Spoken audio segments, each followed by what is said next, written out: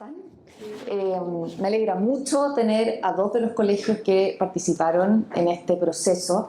Como esta es una investigación larga, muy larga, algunos de los que trabajaron conmigo no están hoy día acá porque ya crecieron, algunos ya salieron del colegio o ya no están en los talleres, pero algunos sí, y todos muy bienvenidos porque sé que tanto en el Liceo 1 como en el Colegio Elvira Hurtado Amate tienen sus talleres de patrimonio, están desarrollando estos temas, así que se agradece que estén acá y también la participación en la investigación, que es muy importante.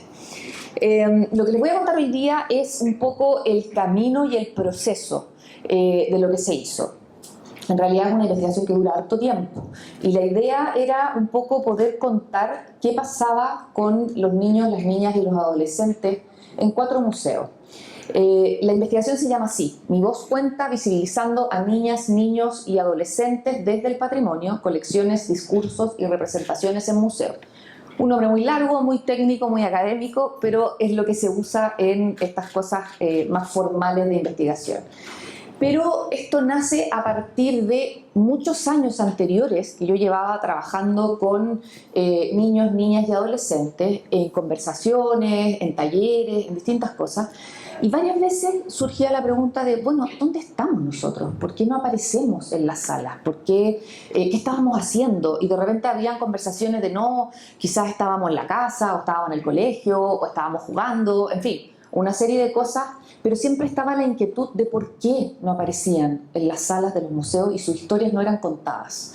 Y una quizás de las historias o de las conversaciones, ejemplo de lo que les estoy contando, es esta, en donde en una conversación que tuve con un colegio de la Comuna de Independencia, de un octavo básico, me dicen, digo, a ver, bueno, ¿cómo se verían ustedes dentro de un museo? Su historia, su experiencia.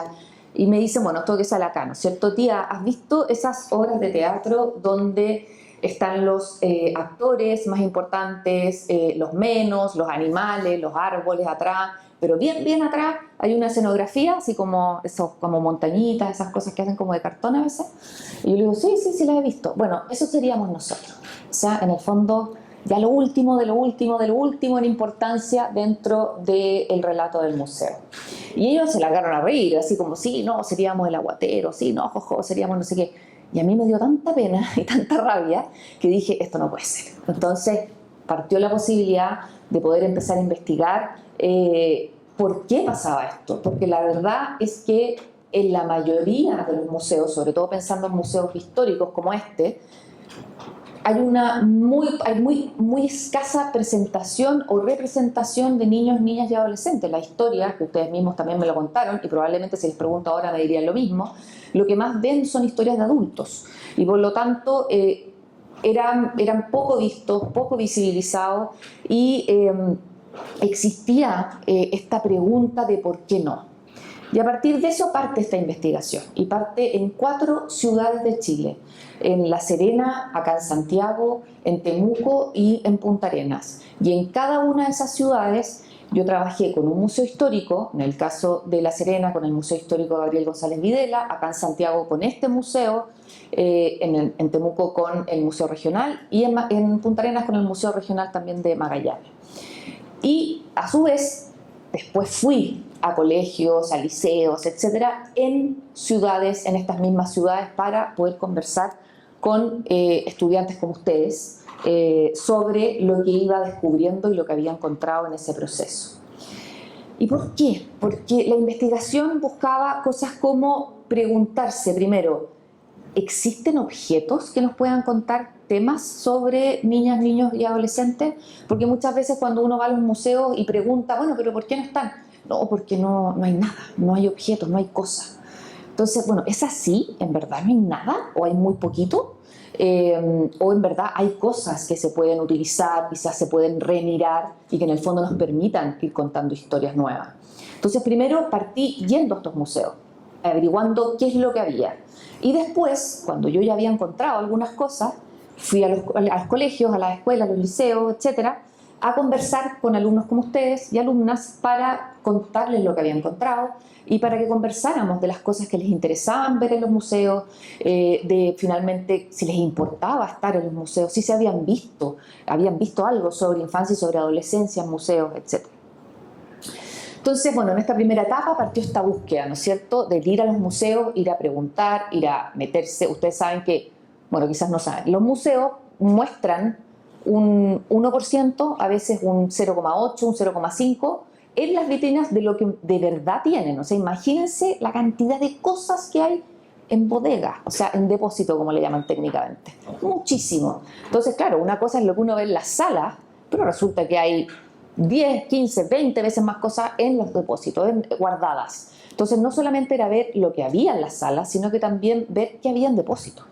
Y empezar a remirar mucho esos objetos. Entonces, por ejemplo, en este museo, yo vine para acá, conversé con la gente que está encargada de ciertas áreas, la gente que está encargada, por ejemplo, de las cosas textiles, de la vestimenta, la gente que está encargada de mobiliario, la gente que está encargada de otras de documentos, y empezamos a revisar, a ver, qué es lo que hay, qué es lo que tienen, qué podría ser, qué podríamos mirar como objetos relacionados.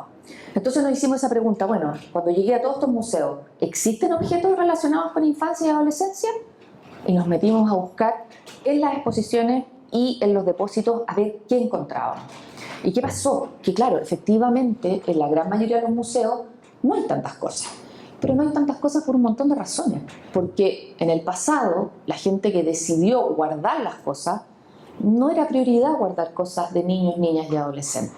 La prioridad, sobre todo antiguamente, era contar la historia del país y de los grandes próceres y las cosas como de ciertas figuras supuestamente más importantes. Y también de la élite, ¿no es cierto?, de la clase alta, etc. Entonces, hay poquitas cosas, no hay tantas cosas que uno diga, no, esto definitivamente es de niño o de niña o de adolescente. No tanto. Entonces dijimos, a ver, ¿por qué no volvemos a mirar lo que hay? Porque a veces hay objetos que no necesariamente son de propiedad de un niño o de una niña o de uso directamente, que yo sepa, sí, Juanito lo ocupó a los 8 años, quizás no lo sé, pero sí hay muchos objetos que yo sé que están vinculados al mundo infantil y juvenil. Por ejemplo, los objetos de las casas, por ejemplo. Todos nosotros, aunque no ocupemos quizás todos los objetos de la casa, sí usamos cuchara, usamos plato, usamos vaso, vemos televisión, escuchamos radio, ¿no es cierto? Ocupamos una cama, en fin, o sea, cosas para peinarnos, una serie de cosas que las podemos leer también como uso o como propiedad, digamos, o que lo usan varias personas en una familia. Pero también, por ejemplo, objetos que tradicionalmente se habían entendido como objetos de adultos. Por ejemplo, hay algunos museos que tienen estas fichas, que eran las fichas con las que se pagaba el salario en las salitreras, en algunas haciendas. Bueno, esas fichas usualmente eran para adultos, pero también sabemos por la historia que muchos niños y algunas niñas trabajaban en estos lugares, sobre todo en salitreras, en haciendas, y por lo tanto también pueden haber sido pagados con esas fichas. Y usar esa ficha hoy día con otra mirada nos permite hablar, por ejemplo, del trabajo infantil. Acá en el museo hay jeringas, hay botellas de jarabe, hay un montón de cosas asociadas como a la salud, termómetros. Claro, yo no sé de a quién pertenecieron, de hecho no tenemos la claridad, porque cuando llegan los objetos se les anota la procedencia, si se sabe, etc. Pero sí sabemos que muchos niños en algún minuto les tienen que haber tomado la temperatura y les tienen que haber dado jarabe y les tienen que quizás haber puesto una vacuna. Y por lo tanto esos objetos, aunque no sabemos con la certeza a quién pertenecieron, si los miramos de nuevo nos permite hablar de infancia, de adolescencia, etc. Entonces hicimos ese remirar. Y cuando hicimos ese remirar, la cantidad de objetos aumentó exponencialmente y nos permitió repensar, esto nos permitiría hablar de trabajo infantil, esto nos permitiría hablar de salud, esto nos permitiría hablar de tiempo libre, esto, y así, o sea, un montón de cosas que se fueron abriendo para poder entrar en esta posibilidad de contar la historia de niños y niñas y adolescentes en el museo. Pero después llegó la segunda etapa, que era, ok, ya sé más o menos qué objetos podrían ser, y ahora voy a ir a conversar con los protagonistas, porque finalmente ustedes son los protagonistas. ¿Qué les parecen a ellos los objetos que encontré? ¿Cuáles son las cosas que más les interesan? ¿Qué les gustaría ver en los espacios como los museos, si sienten que deberían estar en esos espacios o no, si les gustaría, si les interesa, etc. Entonces, ahí partió la segunda etapa. Poder ir a estos liceos, colegios, escuelas, etcétera, y conversar con distintos estudiantes sobre el tema, sobre su interés de aparecer o no aparecer, sobre qué les gustaría ver, cuáles son las cosas que más les importan, cuáles son los temas más importantes, etcétera. Entonces, todo este proceso se hizo a través de talleres en estos colegios y en estos liceos, etcétera, o a través de grupos focales. La diferencia es la cantidad de gente.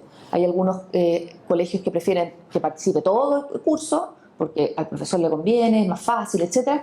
En el caso de ustedes, tienen talleres de patrimonio, entonces es más fácil porque ya está como instaurado el sistema, entonces yo llegué a trabajar directamente con los talleres.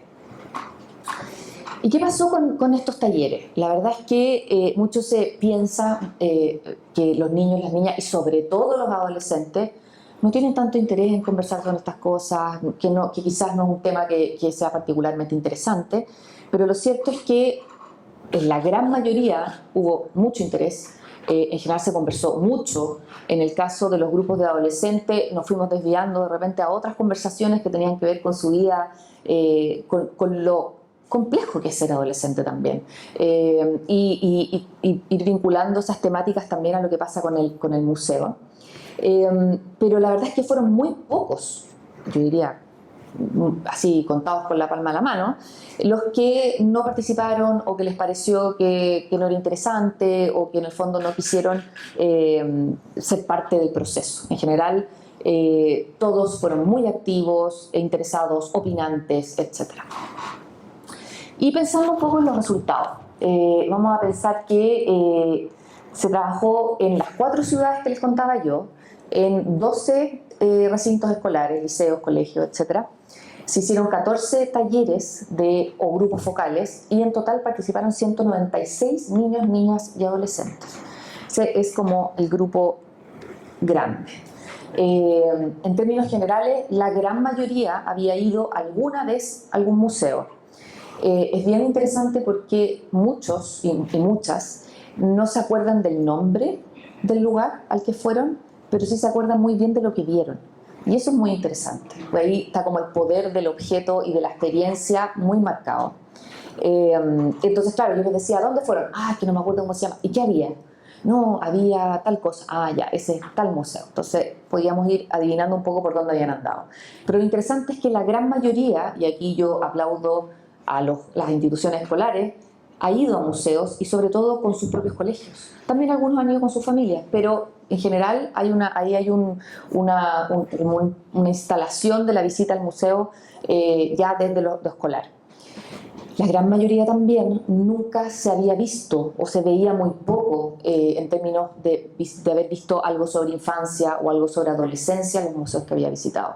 Habían algunas cosas que se acordaban, haber visto quizás un cuadro donde aparecía un niño con una mamá, algunos recordaban muy bien el Museo de la Memoria, que tiene una vitrina dedicada a la dictadura y a la infancia, cosas como bien puntuales, pero en general no habían visto mucho sobre infancia y adolescencia.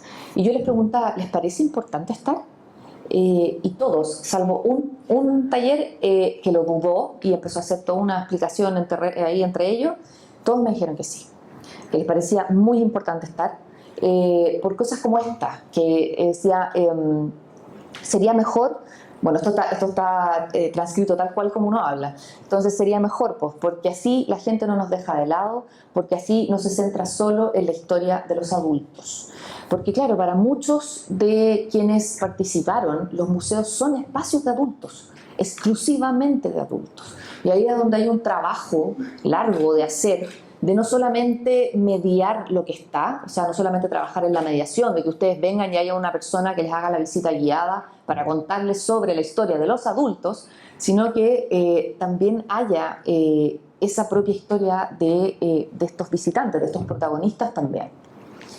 Y también conversamos de, bueno, ¿qué se les ocurre que podría pasar o que se podría incorporar para que mejorara esta visita, esta experiencia y también esta visibilización con la infancia y la adolescencia? Hablamos mucho obviamente, de tener exposiciones más dinámicas, con la posibilidad, y aquí yo lo subrayo, de usar todos los sentidos. El museo, desde que se instala como museo, se instala mucho como un museo de una institución que ve, que mira exclusivamente, o sea que uno tiene que ver todo lo que hay, pero no existe un entendimiento de esta versión de todos los sentidos.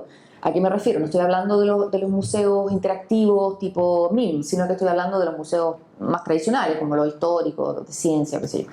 En el sentido de que la interacción perfectamente se puede dar involucrando otros sentidos. Hablamos mucho, por ejemplo, se ve mucho el tema del sonido, de la incorporación de sonido. Bueno, la incorporación del tacto ya es algo que se está haciendo en muchos lugares, pero también la posibilidad de tocar. Y bueno, si ya incorporamos olfato y otras cosas ya sería fantástico, pero sí el tema de la música, que fue muy presente y muy transversal en todos los talleres y todos los grupos focales, el poder incorporar música, porque en el mundo de ustedes, de los más jóvenes, la música es un tema central. Es como las películas cuando tienen su propia música, ¿no es cierto? Necesitan ese como bagaje ahí detrás. Y también conversamos harto de la posibilidad de que hubiera narraciones en primera persona. ¿A qué me refiero con eso? Por ejemplo, que alguien de la edad de ustedes pudiese contar cómo se vive, no sé, en un diario, por ejemplo, en algún espacio que pudiese narrar más como una vivencia propia, cómo ha sido la vida en otros momentos, ¿no es cierto? Quizás a través de cartas, a través de algún tipo de testimonio que le permitiera a ustedes acercarse a eso.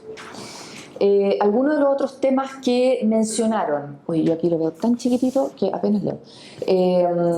Voy a leer acá, porque si no, se ve menos todavía, chuta, ya. Pues. Dice, hablaron, por ejemplo, de cosas como los menores en situaciones, o sea, niños, niñas y adolescentes en situaciones que hoy día son de adultos, pero que antiguamente no lo eran. Por ejemplo, ser bombero, participar en las guerras, porque los soldados, por ejemplo, en la Guerra del Pacífico, muchos de ellos eran menores de edad. En situaciones, por ejemplo, en órdenes religiosas, o sea, situaciones que eran, que hoy día se entenderían quizás para gente más mayor. También hablamos de temas como la entretención. Muchos preguntan, bueno, pero ¿qué hacían antes? ¿Con qué se entretenían si no existían los juegos que hay hoy día, no existía la tecnología, en fin, ¿qué hacían? ¿Qué se hacían? Y hacer esta comparación como del pasado y el presente en lo que ustedes hacen hoy y lo que se hacía en el pasado. También hablamos mucho de como el mundo más personal, que, las creencias, estas conversaciones que decíamos de los testimonios, de cómo vivían la vida, de finalmente cuáles eran sus objetos personales, tener quizás imágenes de ellos mismos, pero también de, por ejemplo, artículos de aseo, ojalá tener cosas como pensamientos, cosas muy propias de niños, niñas y adolescentes en el pasado. Hablamos también de la evolución de la tecnología, de cómo efectivamente eso nos llevó a conversar de varias cosas, pero por supuesto hay aquí una referencia a los celulares, a los juegos de video, un montón de cosas, y cómo lo hacían en el pasado sin esas tecnologías y que finalmente cómo era y cómo se ha dado esa evolución. La música que les decía yo, hablamos bastante de música, de los cantantes, de los soportes, porque por Dios que han cambiado los soportes, y bueno, por supuesto de escuchar música, de los hobbies, muchos de los hobbies que cada uno de ustedes les interesaba, por ejemplo el deporte, o no sé, alguien que hacía, me acuerdo que era artista, gente que escribía, en fin, de los hobbies que hacían en su tiempo libre, bueno, saber un poco qué pasaba con eso, cómo era la educación antes, qué se les enseñaba, qué materia. De hecho, conversamos, me acuerdo, con las chicas del Liceo 1, porque yo les llevé una fotografía de una clase de puericultura, justamente del Liceo 1. Y que, claro, la puericultura era un ramo que existía antes que les enseñaba a cómo cuidar a las guaguas. O sea, en el fondo, tenerla en brazo, mudarla, alimentarla, etcétera, que esa era como la materia, en el fondo, que estaba pensada. Entonces conversamos, bueno, ok, qué increíble cómo han cambiado también las formas de enseñar las materias y también lo que se esperaba de hombres y de mujeres cuando accedían a la educación. Bueno, y también, por supuesto, los lápices, los cuadernos, en fin, todos los libros y todas las cosas. Artes, ilustraciones, me mencionaron algunos, los grafitis, o sea, cosas como que están en el espacio público. Hablamos mucho de la vestimenta, sobre todo con adolescentes. El tema de la vestimenta fue un tema que salió mucho, sobre todo relacionado con la imagen propia. Maquillaje, accesorio, el cómo me veo o cómo me ven finalmente. Y bueno, lo que les decía yo, asociado a los deportes que ellos practican en esos lugares. Ay, eso se ve mejor, ya. Y bueno, cuando conversábamos de eso, por ejemplo, estas son algunas de las conversaciones que aparecieron en distintas partes. Dice, yo creo que debe haber de todo un poco, inclusive de música o de ropa que antes se usaba, o de la actualidad, de épocas pasadas, porque es interesante saber un poco más cada vez. Aquí hay una, piensen que esto es una conversación, entonces está transcrito un poco así, no con tanta como formalidad cuando uno lo lee.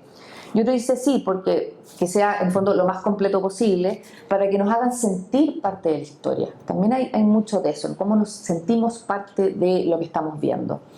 Y varios, como lo menciona acá la cita de arriba, me preguntaban por qué los museos no llegan hasta el presente. ¿Por qué hay un espacio entre lo último que se ve y hoy día? ¿Por qué no podemos contar cosas más vinculadas a lo que pasa hoy, por ejemplo? Y esa es una muy buena pregunta y la dejo instalada para los museos, porque para muchos es desconcertante esto de que estamos hoy día, pero resulta que para poder ir a un museo hay que ver cosas de 30, 40, 50 años hacia atrás, y hay un vacío entre hoy y ese periodo en el fondo. Entonces, ¿cómo llegamos hoy día? ¿Cómo nos vinculamos con esos espacios si no logramos como entender la cadena, ¿no es cierto? Y en este proceso que trabajamos, yo había armado unas categorías a partir de lo que encontré en los museos, y dentro de esas categorías ellos tenían que situarlas en orden de interés. O sea, cuáles eran los temas que más les interesaría ver en un museo relacionados a infancia y adolescencia. La verdad es que a mí me llamó mucho la atención que la vestimenta, accesorios, etcétera, tuviese tanta importancia. Y eso está muy relacionado a lo que les decía yo, a que los preadolescentes y los adolescentes, hombres y mujeres, quizás con una inclinación más hacia lo femenino, pero sí en general hombres y mujeres, hablaron mucho de la importancia de cómo uno construye su identidad y la forma en que se ve, y la importancia de cómo uno se ve frente a los demás. Y que eso nos da códigos hoy día en la sociedad, pero también nos da códigos para entender el pasado. Cuáles eran las formas en que en el pasado niños, niñas o adolescentes entendían un poco estos códigos, o sea, qué había que tener, qué había que hacer, cómo había que vestirse, qué había que usar, y que en el fondo eso ya era una forma de comunicarse y de ser en el lugar. Y también muy interesante porque cuando yo les preguntaba diferencias entre niños y adolescentes, de niños y niñas y adolescentes, una de las cosas que me decían es la vestimenta. Varios me decían que los niños se vestían con cualquier cosa y que todavía permitían que sus papás y sus mamás les eligieran la ropa, pero que la adolescencia y la preadolescencia empezaba cuando ya no lo permitían, cuando ya empezaban a elegir su propia ropa, con los colores con los que se querían vestir, el tipo de ropa que querían usar, etc. Y ese era como el quiebre en el fondo hacia la transición de la preadolescencia. Entonces, en términos de las importancias, está este tema de la vestimenta como una construcción de identidad dentro de la sociedad. Y bueno, por supuesto que habían otros temas, como la educación, que es este tema de cómo se enseña. Yo creo que también muy vinculado a que los talleres y los grupos focales se hicieron en sus propios colegios, entonces era un tema importante. También el tema de los juegos, porque claro, son temáticas que les importan relacionadas a su vida diaria, también a la salud y la familia. La familia siguió siendo un tema no menor, y acá están como los grandes temas que priorizaron en el fondo, Y también hablamos mucho de cómo ha cambiado la familia. Mirábamos fotografías antiguas, por ejemplo, de familias extendidas, ¿no es cierto? Estas grandes familias con mucha gente. Y nos dábamos cuenta, claro, que las familias ya son más pequeñitas, conversábamos de que se ven menos, de que no todo el mundo tiene la suerte de verse con su familia extendida y que usualmente eso pasaba en las Navidades o en grandes instancias, ¿no es cierto? Entonces, bueno, cuando yo trabajé todas estas categorías, se analizaron, etcétera, etcétera, empezamos a ver que había ciertas motivaciones que podíamos ver, porque cada una de estas categorías que eligieron explicaban por qué les parecían valiosas o no valiosas. Nos dábamos cuenta que habían cosas que ellos y ellas consideraban que eran importantes. Entonces, por ejemplo, muchas personas, muchos de ellos y ellas decían la educación, la salud y la familia son importantes porque son fundamentales, decían, por ejemplo, como hitos fundamentales dentro de la vida humana, digamos. A otros les parecían ciertos temas interesantes porque eran desconocidos, porque no los conocían tanto y porque les despertaban curiosidad. O sea, la curiosidad siempre es un gran motor para la motivación en términos de lo que se expone o de lo que se ve, etc. La otra clave, que esto no es ninguna novedad, es que los elementos o los objetos o los temas se perciban como cercanos. Por ejemplo, una de las categorías que tenía que ver con el mundo rural, siempre cuando alguien lo valoraba en un puntaje alto y yo le preguntaba por qué, me decía no, porque mi familia viene, por ejemplo, del campo, o mi abuela, yo pasaba los veranos allá. Siempre había algo vinculante en el fondo, o algún recuerdo, alguna memoria, alguna cosa que te vinculaba a eso, y ahí estaba este gancho en el fondo que lo hacía importante e interesante. Y también cuando veían objetos o temas que les permitía hacer ese nexo del cambio y la continuidad.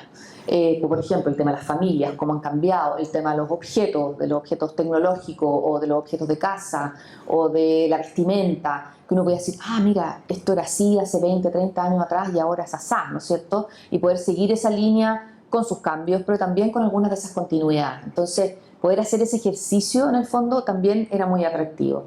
Y esa pregunta de cómo eran las cosas antes, en el fondo. Y también lo que es diferente, lo que es poco común y que se muestra poco. Muchas veces decían, no, esto a mí me interesa porque lo he visto poco, porque se ha contado poco, porque lo han mencionado, pero yo nunca he logrado saber más de eso. Y en el caso contrario, las cosas que no les parecían interesantes eran, por supuesto, las que se sienten lejanas, las que se sienten ajenas, las que son percibidas como que no han cambiado mucho o que han cambiado muy poco y por lo tanto es un poco parecido a lo que han visto o lo que ven diariamente. Y también pasaba que en algunos casos las cosas desconocidas no llamaban la atención o no, en el fondo, no prendía, digamos, el interés. Estos son a grandes rasgos, y muy a grandes rasgos, los resultados del proceso. Este tipo de investigaciones duran 3 años y más. Por lo tanto, por ejemplo, solamente la etapa de las colecciones duró más de 1 año. Y el proceso con los colegios duró casi 2. Y gran parte de eso tiene que ver, en el caso de los colegios, porque hoy día poder trabajar con menores de edad implica tener que trabajar con una serie de protocolos, que eso es muy importante y es fundamental, pero al mismo tiempo a muchos investigadores desertan el proceso porque es muy largo. Los que participaron conmigo saben que yo tuve que pedir permiso en las escuelas al director o directora, después tuve que pedirles a los apoderados y después tuve que pedirle a ustedes. Y eso toma tiempo y además también todos los recintos escolares tienen tiempos muy complejos durante el año, entre las vacaciones, los exámenes, las pruebas, los días del colegio, en fin, al final tenemos como 3 meses para trabajar en el año, entonces al final es complicado y eso lamentablemente ha hecho que la investigación en el mundo infantil y juvenil se reduzca bastante, pero yo promuevo e invito a que se haga porque nunca deja de maravillar. Pensando en qué pasó en este proceso, parte de los resultados, y todos estos monitos que ustedes vieron acá son parte del manual que es un producto de este Fondesit, de este proceso de investigación, que la idea siempre ha sido poder entregarlo de manera accesible para que todos, de Arica a Tierra del Fuego, si quieren, lo puedan tener.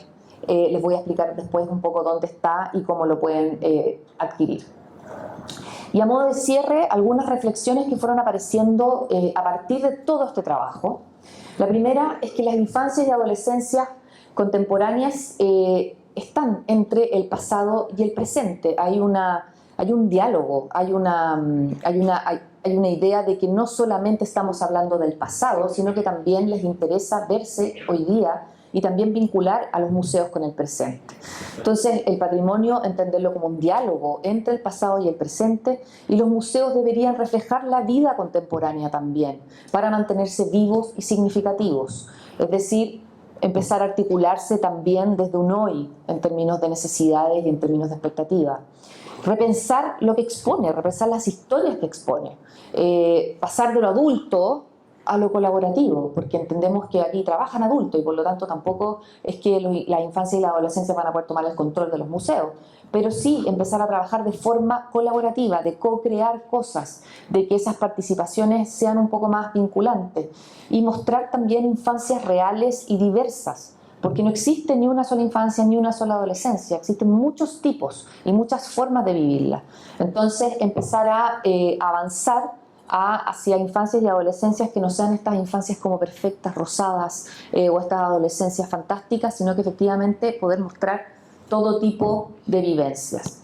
Esto es un tema que yo no me lo esperaba y que apareció en varios de los talleres y que hablaron de la salud mental, sobre todo adolescentes, como un tema que era necesario, como un tema que es emergente pero fundamental. No solo en el presente, en su presente, sino que también hablar de este como un tema que trasciende el periodo actual, sino que es un tema histórico en el fondo, que pese a que en el pasado quizás no sea un gran tema, les parece que es fundamental. Y por lo tanto, aquí pensar que el bienestar, el cuidado y las emociones también pueden ser parte del patrimonio. Y también pueden ser espacios, este museo o otros, espacios seguros, espacios en donde adolescencias o infancias que quizás se sientan en la periferia o se sientan marginadas puedan encontrar en lugares como este un espacio seguro. Y esa es una tremenda oportunidad para todos los recintos culturales, no solamente los museos. Es poder poner a niños y a niñas y adolescentes como protagonistas, como únicos espacios institucionales que existen, digamos, en la sociedad, y poder abrirlos para que sean efectivamente más protagonistas. Participación genuina. ¿Y por qué digo esto? Porque por lo general la participación con niños, niñas y adolescentes son mediaciones. Cuando ustedes van al Día del Patrimonio, probablemente es como dibuje, pinte, hágase una manualidad. No lo estoy criticando, creo que por lo menos mejor que nada, pero creo que efectivamente uno tiene un abanico muchísimo más amplio que eso, y además que hay un montón de niños y niñas y adolescentes que no les gusta pintar, ni les gusta dibujar, ni les gustan las manualidades. Entonces, ahí estamos como con estos estereotipos de lo que los niños y las niñas y los adolescentes deberían hacer, y la verdad es que eso no es participación. Eso es una actividad que se le ocurrió a un adulto que cree que eso le gustan a los niños, a las niñas y a los adolescentes. Por lo tanto, la participación tiene que ser genuina, tiene que ser un espacio en donde yo estoy dispuesto a soltar el control. No absoluto, por supuesto, pero sí bajo un marco en donde efectivamente, según las posibilidades de mi institución, yo permito que haya participación. En el manual sale un poco más sobre esto. Entonces, cada museo o cada recinto cultural o cada escuela, incluso o colegio, liceo, puede preguntarse qué decisiones podrían tomar niñas, niños y jóvenes aquí, donde podrían dejar su huella. Comunicación y vínculos con las escuelas. Esto es así directa a sus profes. Y que en el fondo es cómo fomentamos la vinculación entre escuelas y espacios patrimoniales, entre colegios, liceos y espacios patrimoniales.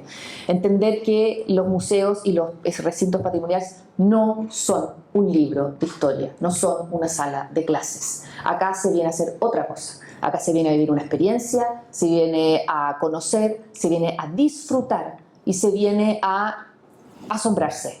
Pero no venimos a pasar materia. Y esa es una cosa que tenemos que trabajar, porque la gracia de estos espacios es que sea otro lugar, no que sea una réplica de la sala de clase. Por lo tanto, la relación entre escuela y museo se puede fortalecer con educación patrimonial y además ir construyendo una ciudadanía cultural. ¿Por qué? Porque sabemos hoy día por los estudios que la participación cultural empieza a la edad de ustedes, incluso más jóvenes de estudiantes que están acá. Y esa va a ser la participación que después se va a replicar en el futuro. Entonces, hay que partir temprano. Y finalmente pensar que los museos tienen que ser accesibles, tienen que ser atractivos y tienen que ser comprensibles. La verdad es que se trata que estos espacios no solamente sean accesibles pensando en discapacidad, sino que también, me ha pasado mucho, yo he visto muchas observaciones, participantes acá acompañando colegios, la realidad es que los colegios tienen de 40 niños a la sala. ¿Qué ve el que está más atrás? Nada. ¿Qué escucha? Nada. Entonces, efectivamente, ¿cómo hacemos que esas experiencias y esas visitas sean atractivas, sean accesibles en términos también de contenidos? Hay contenidos que yo los leo y me muero de sueño. Entonces, ¿cómo hacemos que efectivamente sean comprensibles, sean atractivos y que la gente quiera volver finalmente? Entonces, un museo accesible no solo se visita, sino que se vive, se siente y se entiende.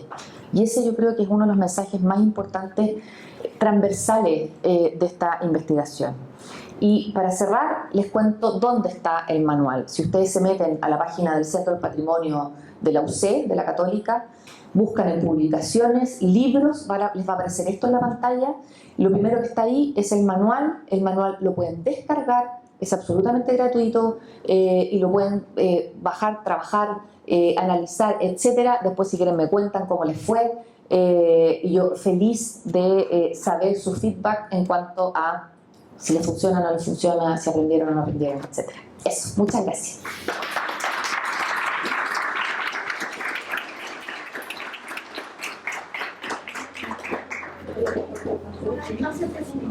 Ah, no sé. Ya, ¿alguien quiere hacer alguna pregunta? Ya que no queréis me dio el pase. Usted...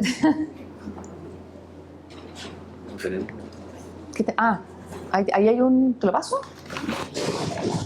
Ay, me cruzo todo. Ya. ¿No? ¿Nadie quiere preguntar nada? Ahí hay un abanito al fondo.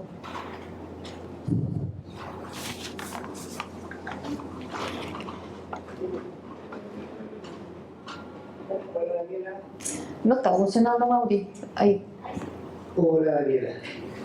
Oye, muchas gracias por la presentación. Bueno, yo soy Mauricio, soy también de la área educativa y bueno, te escuché con mucha atención y agradecer este trabajo que es tremendamente valioso y aporta mucho, pero me hace reflexionar sobre muchas cosas y que tiene que ver con las prácticas, por supuesto, acá en los museos. Por ejemplo, una cosa es la planificación de la visita por parte de los colegios al museo. Pienso y siempre lo he creído de que estas visitas uno se rompe con el paradigma del paseo, ¿cierto? Muchas veces los profesores no la organizan de una manera que sea como más coherente con la necesidad de los jóvenes, niños y adolescentes, como dices tú, ellos vienen a descubrir, vienen con una experiencia, ¿cierto? Entonces estamos al debe ahí. Por supuesto, nosotros estamos haciendo talleres constantemente para profesores que impliquen más que capacitaciones, hagamos juntos esto, ¿cierto? Pero bueno, siempre va a faltar mano de obra, siempre va a faltar recursos y bueno, esa era una cosa, ¿cierto? Estamos al debe ahí con la organización de estas salidas históricas patrimoniales que tienen que ver con el antes, el durante y el después, ¿cierto? Aquí se va a la delegación que visitó el museo, se van felices, pero nos falta el feedback, ¿cierto? Bueno, tú has hecho algunos focos y he rescatado algunas cosas que son tremendamente valiosas y que nos han servido igual para seguir por este camino de la educación que hacemos nosotros en el museo. También otro tema que tiene que ver mucho es el tema de la salud mental, que surge, claro, que a ti te surgió como como algo que no lo tenía considerado, pero es relevante considerarlo. Nosotros hicimos un trabajo que tiene que ver con el confort de los niños trans en los espacios sociales, ¿cierto? Y tú sabes que ese trabajo fue súper potente porque precisamente lo pusimos en el lugar de ellos, más que nosotros como museo histórico ir a enseñarles cómo habían que hacer las cosas, lo pusimos a disposición de ellos, trabajamos en conjunto y lo que salió fue una guía para que te puedas sentir cómodo en este espacio. Desde el momento que tú te subes al metro, que empieza la mirada inquisidora de parte de los adultos, de cualquier persona, hasta el momento que ellos ingresan al museo. Entonces, es muy valioso que también tomes ese punto a considerar. Y, bueno, el tema de los silencios históricos es algo evidente, ¿cierto? Y bueno, a pesar de todos los ensayos generales que podamos hacer, todos los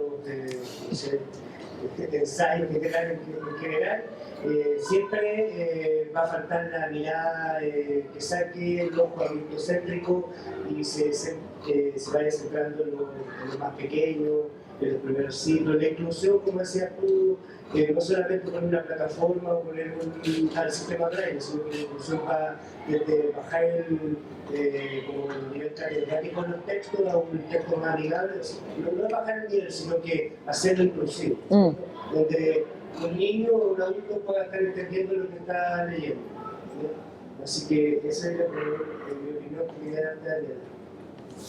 Gracias, Mauricio. Bueno, Mauricio es una referencia. Yo he trabajado mucho en este museo, hice mi tesis doctoral acá, o sea, conozco muy bien los procesos. Y claro, lo que dices tú, Mauricio, exactamente, o sea, yo tengo muy claro que usualmente las visitas, por eso también digo esta vinculación con el mundo escolar.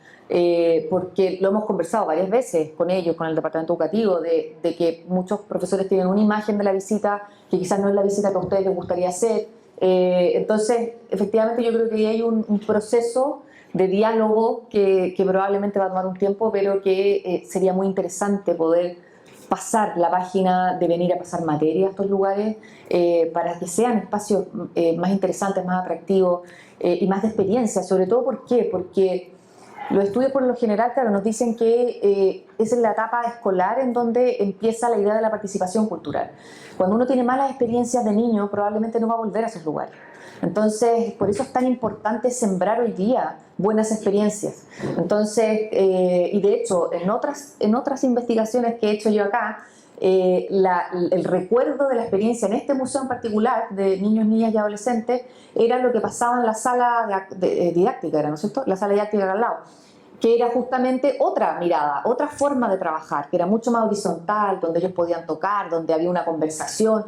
En cambio, lo que pasaba después, que era la visita más vertical, en donde ellos tenían que escuchar un monólogo, no sé qué, claro, para eso era una lata. Y lo que más recordaban, pero con detalle, era lo que había pasado en la sala acá al lado. A tal nivel de detalle, porque yo había ido a esa visita, que yo había notado y me repetían frases exactas. Entonces, es increíble cómo cambia la experiencia cuando hacemos estos cambios. Entonces, yo sé que es muy fácil predicar desde acá que hacerlo, que implementarlo, pero porque me ha tocado estar en los dos lados. Pero bueno, pero la idea obviamente es poder ir sembrando estas inquietudes en las instituciones para que las autoridades también lo promuevan en algún momento. Ya. Ahí, no sé, ahí está el... Hola, buenas. Quería hacer una petición, más que una pregunta. ¿Cuándo esta presentación, por ejemplo, se replica en los SLED?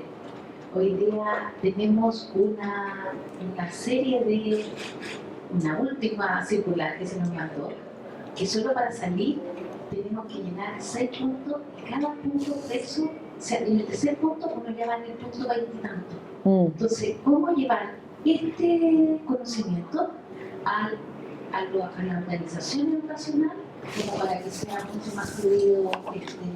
¿Cuándo van a tener esa conversación?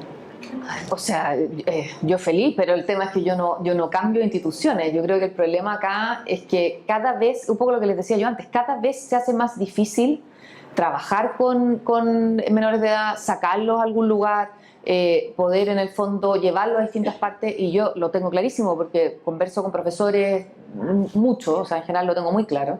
Y por experiencia personal, cuando yo investigo que tengo que ir a la escuela, la única forma que yo entro a una escuela no es a través del director, es a través del profesor. Entonces, y de ahí el profesor o profesora me hace el gancho para que la directora o el director me dé permiso para entrar a la institución. O sea, si no hubiese sido por profesores, yo jamás habría terminado el trabajo campo, jamás.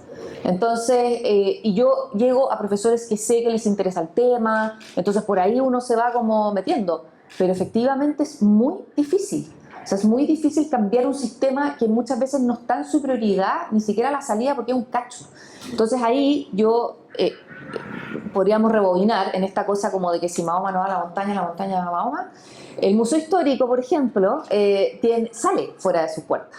El Mauri con la Marcela, van todos, salen con cajas y van a visitar, no es que le esté dando más pega, le estoy pasando el aviso. Ellos van por ejemplo, a lugares con adultos mayores que no pueden obviamente moverse con van a cárceles, van a un montón de lugares, entonces van a escuelas también, por algún minuto yo fui a alguna de sus salidas. Entonces, yo creo que también aquí hay una conversación que tiene que darse para los dos lados. O sea, efectivamente, si se está complicando mucho sacar a los niños, bueno, quizás las instituciones tienen que empezar a ir a esos lugares. Entonces, o ir más, ¿no es cierto? Entonces, ahí yo creo que hay que empezar a ver cómo se logra, porque también hay otro problema, que hay muchas instituciones que no tienen los medios para sacarlos. Entonces, ahí hay otro problema que también se puede subsanar, quizás yendo a esos espacios.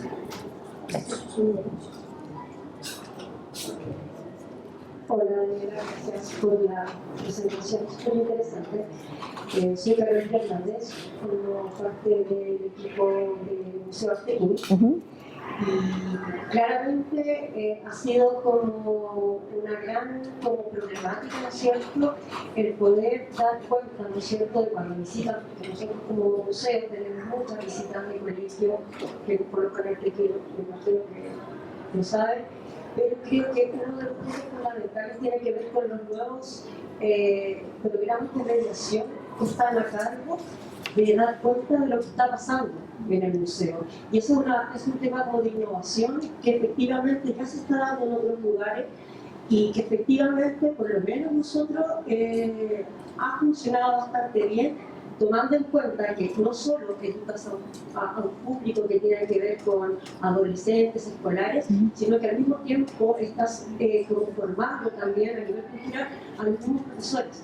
Que efectivamente el museo no es una visita tan recreativa donde me tengo que llevar un producto, es generalmente una cosita porque es parte del recorrido que hicimos, como deberíamos hacer, sino más bien tiene que ver con una didáctica de la mediación que efectivamente creo que ha dado muchos resultados en el museo y que nosotros por lo menos no ha funcionado y creo que es una de las grandes soluciones, aparte de la itinerancia que uno puede hacer efectivamente de llevar muestras afuera de Santiago que también lo solicitan muchos museos, proyectos, mandar, no sé, desde Chiloé a Puerto Montt, etcétera, y eso también, bueno, todo tiene que ver, en este caso particular cultural, con la autogestión. Sí, lamentablemente. Sí, esa es la realidad, la verdad. Pero yo creo que hay un punto súper importante ahí que tú tocas, que yo creo que tiene que ver con las buenas prácticas. Yo creo que lo que a uno le resulta es súper interesante poder armar estas redes que te permitan comunicarte con otros. Tú eres la Artegui de acá de Santiago. Ya que he trabajado harto con los de Viña, por ejemplo, y bueno, hemos conversado mucho de lo que hacen allá, etcétera. Entonces, yo creo que es muy interesante poder tener los espacios como para poder mostrar lo que hacen otros. A partir de este Fondesit nació como un spin-off, una cosa que un seminario de patrimonio de infancia que el año pasado fue el tercero, y ahí invitamos justamente experiencias que hemos visto que resultan, ahí por ejemplo fue la Artegui el año pasado de Viña, justamente para que existan estas redes, o sea, de que la gente pueda ver lo que a otros les funciona, que quizás me podría funcionar a mí, en mi museo, en mi colegio, etcétera. Entonces, yo creo que es muy necesario fomentar esas buenas prácticas, contarlas, exponerlas, en el fondo, porque ahí uno va viendo sus realidades según cada institución lo que puede hacer. Y también, como dices tú, muy desde la autogestión, muchas veces desde la buena onda de los demás, etcétera, etcétera, porque esa en realidad es la realidad de muchos de los trabajos que terminamos haciendo. Sí, muchas gracias. Hola, mi nombre es Isabel, vengo del Museo Andino, están todos invitados al Museo Andino, para todos, ¿no? Te quiero preguntar a ti desde tu punto de vista, desde tu profesión, ¿cómo lo podemos hacer en la visita guiada, especialmente con niños y adolescentes? Tal vez durante el recorrido o en la visita al final, hacerle la pregunta que tú le hiciste en los colegios, hacerle esa pregunta desde el museo, qué sintieron ellos, qué necesitaron, o qué nos proponen ellos antes de irse como museo que les hubiera gustado ver. ¿Será bueno no como idea y incorporarlo o se hace más la pena la visita? A ver, yo creo, desde mi experiencia, las visitas ya nunca deberían ser verticales. ¿A qué me refiero con esto? Que no es un monólogo del adulto constante en donde yo sé, ustedes no, ustedes tienen que aprender lo que yo digo y pensar que los que están ahí son sujetos pasivos que no vienen con ninguna información ni con ningún conocimiento. No, aquí la idea es que la visita guiada sea una construcción. O sea, en el fondo, hacer preguntas, oye, ¿ustedes saben algo de esto? ¿Alguien sabe lo que es esto? Que en el fondo ir como construyendo en conjunto la visita durante el recorrido.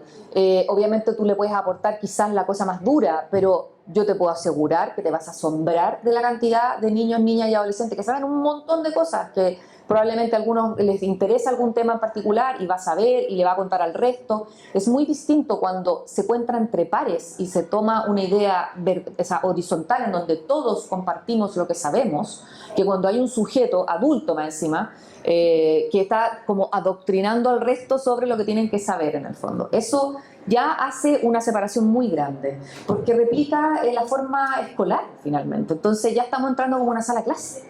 Y yo creo que lo más fácil para ustedes justamente es que cuando vayan les puedan preguntar ¿qué les gustaría a ustedes o cómo les gustaría a ustedes que fuera una visita guiada? Si no tienen algo particular que ver, quizás qué objetos les interesa ver, estos pueden ser los que hay. En el fondo empezar a construir quizás su visita guiada a partir de esa, cuando yo digo co-crear tiene que ver con preguntar. Y no preguntar al final, preguntar en el proceso. Y lo otro, no dejar cosas cerradas, porque ni la historia, ni ninguna de las disciplinas que se manejan en estos museos, ni la arqueología, ni la antropología, son cosas cerradas.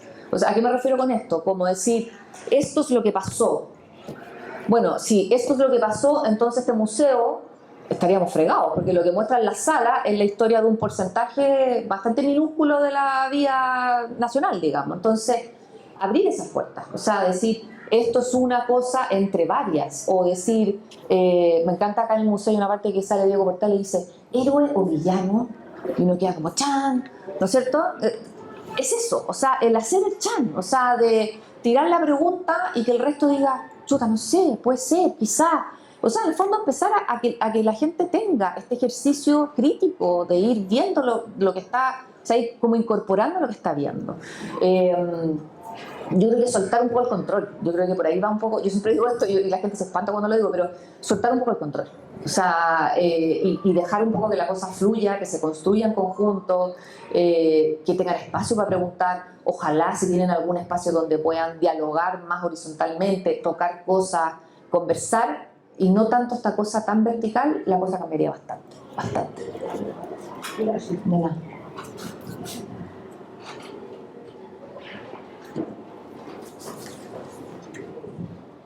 Hola Daniela, hola a todos, soy Paulina Tarquino. Había trabajado en el Museo Chileno de Arte Precolombinos y desarrollé un proyecto para las infancias que se llama Los Precolombinos. Y al 2024 trabajé en la Secretaría de Educación Parvularia.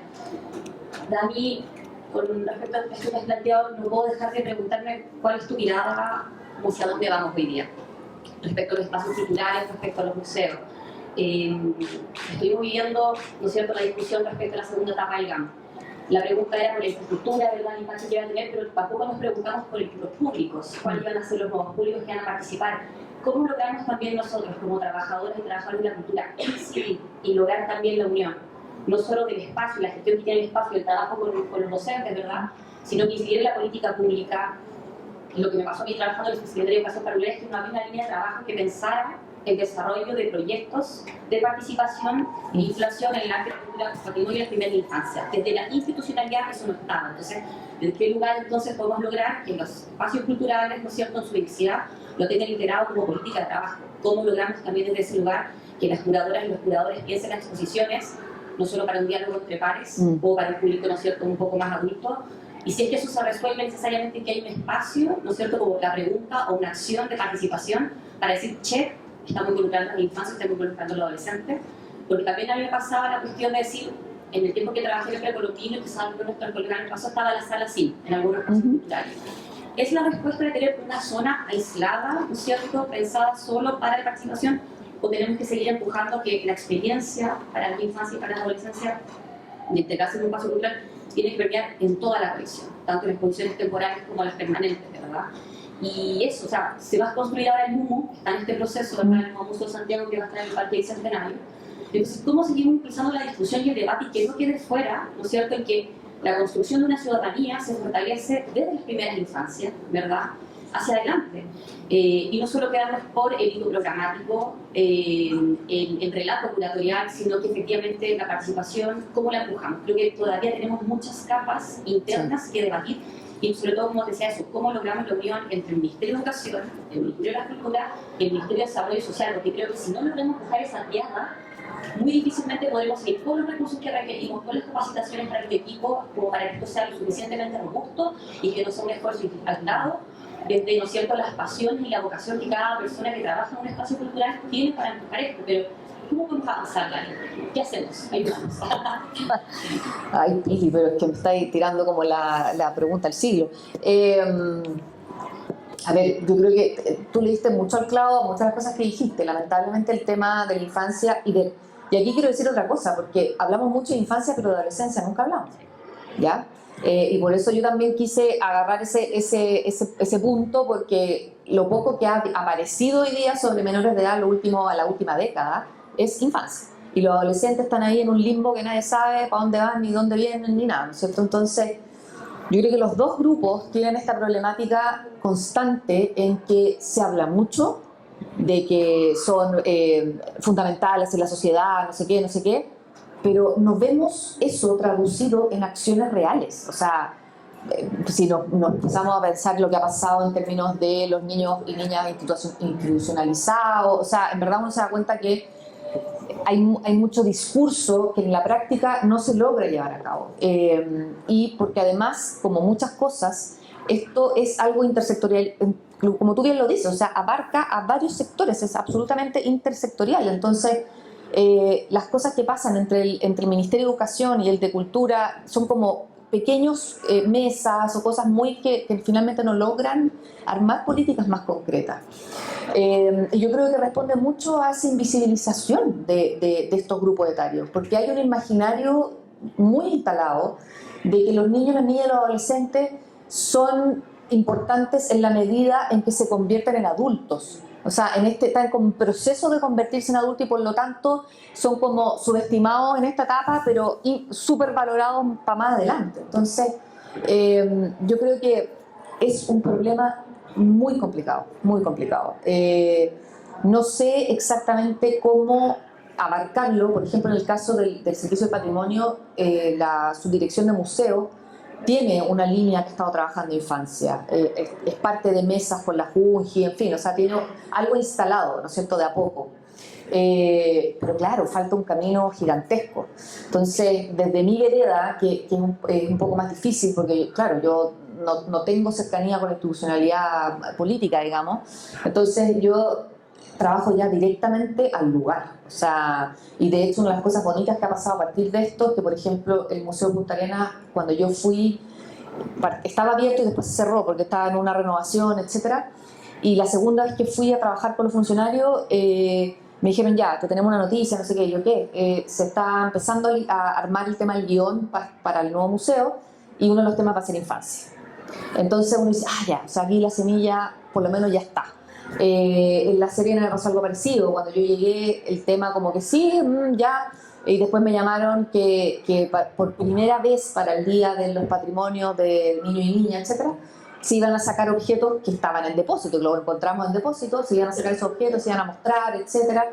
Y ahora último, conversando sobre esto mismo, porque van a empezar también con temas de guión, etcétera, también empezaron a darse cuenta que, por ejemplo, en la cuarta región, la productividad en términos agrícolas, etcétera, era, de niños y niñas era un tercio de la productividad total en términos de trabajo. Entonces, además era un brazo económico dentro de la región el trabajo infantil. Entonces, empecé a darte cuenta de todas estas cosas que empiezan a aparecer, se empiezan a visibilizar y es como, ah, chuta, en realidad esto va mucho más allá de hacer acciones o mediar o no sé qué, sino que implica muchas más cosas. Y yo creo que también ese es el tema, que la gente, un poco como pasó el género hace 20 años atrás, que era como, ya ponemos una foto así de unas mujeres y estamos, ¿me entendés?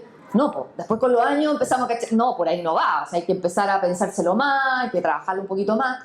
Ya, es un poco, yo creo que vamos un poco parecido, o sea, como que partimos diciendo ya, vamos a incorporar infancia y adolescencia, ya hacemos unas mediaciones, una actividad, estamos. Claro, ahora ya vamos a pasar a la segunda etapa. No, es que no estamos ahí nomás, o sea, que en verdad necesitamos ir incorporando. Y yo creo que el hecho de que, por ejemplo, en Santiago y en regiones existan estas redes de colegios patrimoniales, también están empujando mucho el tema. O sea, están pasando demasiadas cosas desde esos colegios. Entonces, también ahí hay un protagonismo súper interesante y súper importante, que quizás no va a venir desde estas grandes instituciones, pero sí está partiendo al revés, que yo creo que eso ya es un movimiento. Entonces, quizás vamos a tener que partir así, revolucionando la cosa desde otros puntos, pero por ahí va la cosa, yo creo. Así que, bueno, gracias a todos, muchas gracias por estar acá.